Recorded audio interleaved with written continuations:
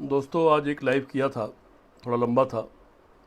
आप काफ़ी साथियों ने सुना और शेयर किया बहुत बड़ी संख्या में, उसके लिए आभारी हूँ। दोबारा इस वक्त फिर एक बहुत छोटा लाइव कर रहा हूँ, और इसलिए करना पड़ा कि मैंने कुछ टीवी चैनल देखा। मैं देखता नहीं हूँ आमतौर पर, लेकिन जब मोबाइल देख रहे होते हैं उसमें कई बार किसी टीवी का आ जाता है कि क्या चल रहा है। तो उसमें देखा, बताया कि आज एक चीन और भारत की सेना के जवानों में कई झड़प हो गई, हाथापाई हुई, और उसमें कितने किधर के लोग घायल हो गए।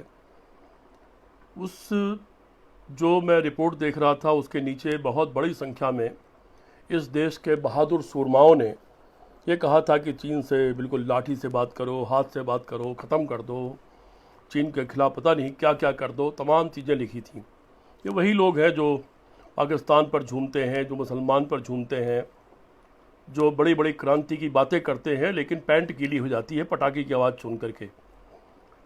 मैंने उस टीवी के प्रोग्राम पर आगे जा कर के लिखा कि मैं चाहता हूं कि अगर पाकिस्तान या चीन से लड़ना, पहले भी मैं कह चुका हूं, मैंने एक बार कहा था कि ननकाना साहब पाकिस्तान में है, जो सिखों का सबसे बड़ा धर्म स्थल है वो पाकिस्तान में है।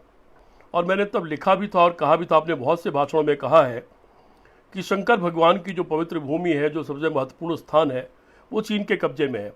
ये भूल जाइए कि चीन ने हमारी कितनी ज़मीन पर कब्जा किया है, लेकिन सबसे बड़े देवता का घर चीन के कब्जे में है। और मैंने तब ये कहा था कि जो लोग बहुत बड़ी बड़ी बातें करते हैं पाकिस्तान के खिलाफ और तमाम बातें करते हैं, और ये कहते हैं कि लाल लाल आंखें दिखाना चाहिए और क्या करना चाहिए, प्रेम पत्र लिखना चाहिए कि नहीं लिखना चाहिए, उन लोगों को ये आह्वान करना चाहिए, उनकी सरकार है, कि आइए अब चीन से अपनी ज़मीन छीननी है और शंकर भगवान का घर छीनना है, पाकिस्तान से ननकाना साहब छीनना है। मैंने तब कहा था कि जब आप ऐसा आह्वान करोगे, इस देश के 135 करोड़ लोग, जिसमें हिंदू, मुस्लिम, सिख, ईसाई सब होंगे, और हर युद्ध में सब लोग लड़ते हैं, सब कुर्बान होते हैं। कुर्बानी का इतिहास देख लो, उनकी लिस्ट देख लो, कोई धर्म ऐसा नहीं है, यहाँ तक कि अंडमान निकोबार चले जाओ, वहाँ जो लिस्ट लगी है वो पढ़ लो, कोई ऐसा धर्म नहीं जिसका नाम वहाँ न लिखा हो।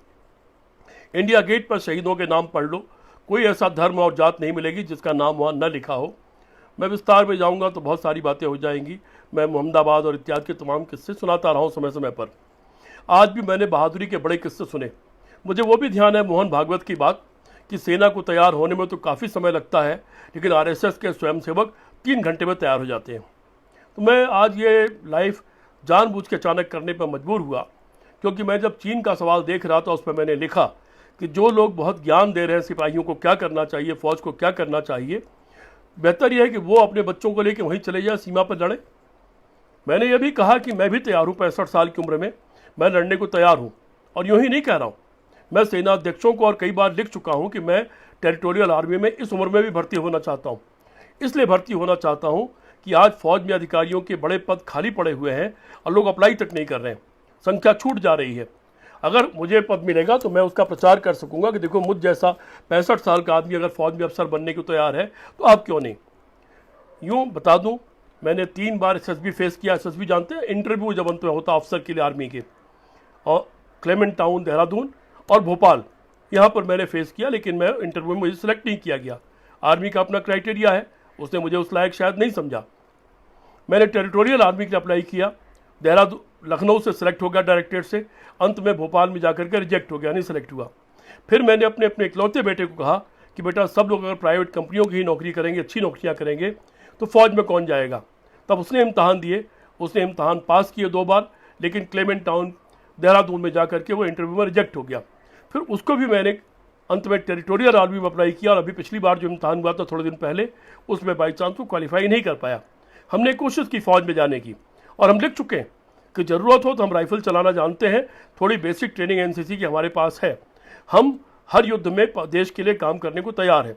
तो मैं आज ये चाहता हूँ, ये जो आरएसएस फौज से पहले तैयार हो जाती है, 3 घंटे में तैयार हो जाती है, जो लाठी भाला चलाने की ट्रेनिंग लेती है, बंदूक की ट्रेनिंग लेती है, इस पूरी आरएसएस को टोटल एक भी आदमी मत छोड़ो, इन सारे लोगों को चीन और पाकिस्तान, बांग्लादेश के बॉर्डर पर लगाओ, सिर्फ 3 साल के लिए। ये बहुत बड़े देशभक्त हैं, इन सबको लगाओ। मैं भी विश्वास दिलाता हूँ, मैं 65 साल की उम्र में आपके साथ मैं भी चलने को तैयार हूँ। और सिर्फ इनको मत लगाओ, सारे एमएलए, सारे एमपी, सारे आईएएस, सारे पीसीएस, सारे आईपीएस, सारे पीपीएस, जितने भी लोग हैं, और देश के कम से कम ऊपर के 1 लाख बड़े पूंजीपति, इनके जो भी बच्चे बालिग हैं, उन सारे लोगों को 3 साल के लिए कंपलसरी फौज में भर्ती किया जाए। मैं अपने इकलौते बेटे को भी चाहता हूं कि आप कल ही भर्ती करा दीजिए। वो कल ही अपनी बैंक की नौकरी छोड़ देगा, मैनेजर की नौकरी छोड़ देगा और फौज ज्वाइन कर लेगा, मैं वादा करता हूं। और मैं 65 साल की उम्र में मैं भी चीन के बॉर्डर पर चलने को तैयार हूं, पाकिस्तान के बॉर्डर पर चलने को तैयार हूं।